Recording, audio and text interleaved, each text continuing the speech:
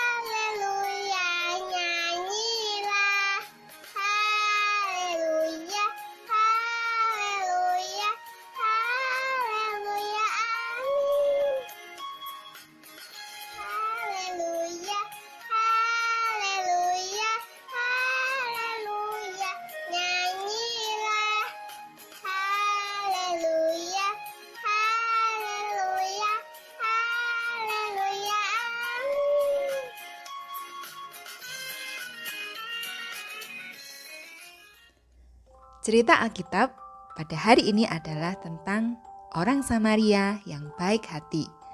Diambil dari Lukas pasal 10 ayat 25 sampai 37. Sedangkan ayat emas kita adalah Matius pasal 22 ayat 39b. Kasihilah sesamamu manusia seperti dirimu sendiri. Adik-adik, apakah kalian tahu gambar hati atau gambar bunga itu bisa melambangkan cinta, kasih, dan perhatian?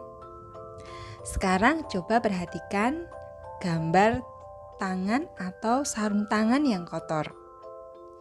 Orang pasti tidak akan menganggapnya melambangkan kasih atau perhatian, tapi mungkin lebih cocok melambangkan kerja.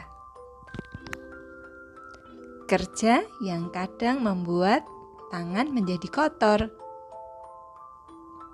Hari ini kita mendengar cerita perumpamaan yang disampaikan Tuhan Yesus untuk menjawab pertanyaan seorang ahli Taurat. Cerita tentang orang Samaria yang baik hati. Seorang ahli Taurat bertanya, "Siapa sesama manusia itu?" Dan Tuhan Yesus menjawabnya dengan bercerita. Ada seorang yang bepergian keluar kota. Di tengah perjalanan ia dirampok dan dipukuli habis-habisan sampai ia sekarat dan ditinggalkan tergeletak di pinggir jalan.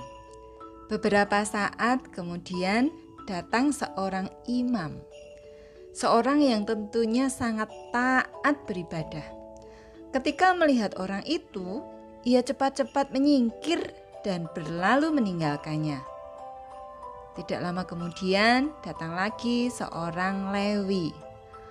Orang Lewi itu adalah orang-orang yang ditugaskan untuk melayani di bait Allah. Jadi mereka orang-orang yang selalu ada dalam ibadah-ibadah di bait Allah.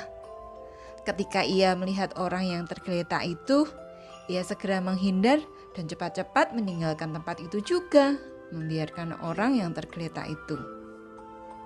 Setelah itu datang lagi orang Samaria. Pada waktu itu orang Samaria adalah orang yang tidak disukai oleh orang-orang Yahudi karena mereka adalah orang-orang yang dianggap tidak suci oleh orang-orang Yahudi.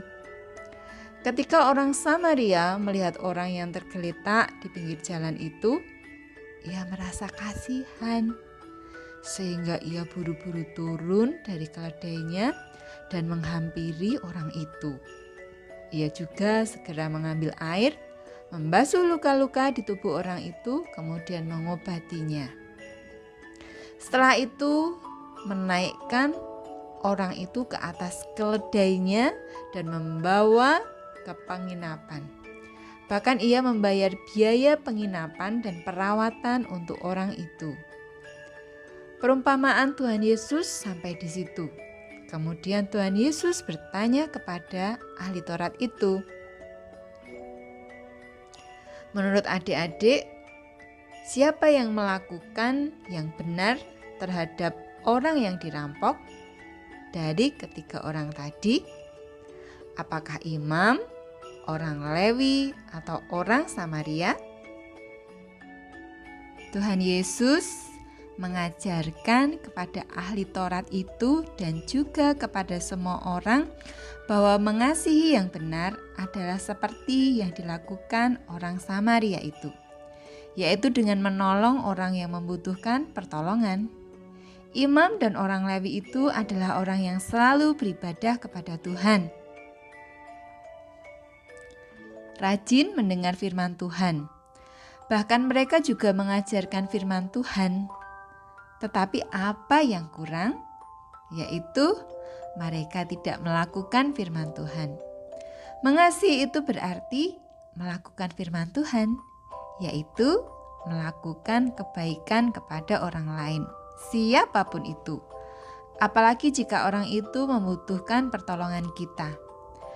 Bahkan kepada orang yang dianggap hina dan kotor sekalipun. Kasih itu bukan hanya mengatakan yang baik-baik saja, mendengarkan yang baik-baik saja, tapi juga harus melakukan sesuatu untuk kebaikan.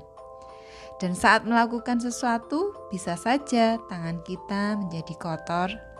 Tetapi jika itu untuk sesuatu yang baik bagi sesama kita, mengapa tidak? Jadi, apakah tangan yang kotor juga bisa melambangkan kasih?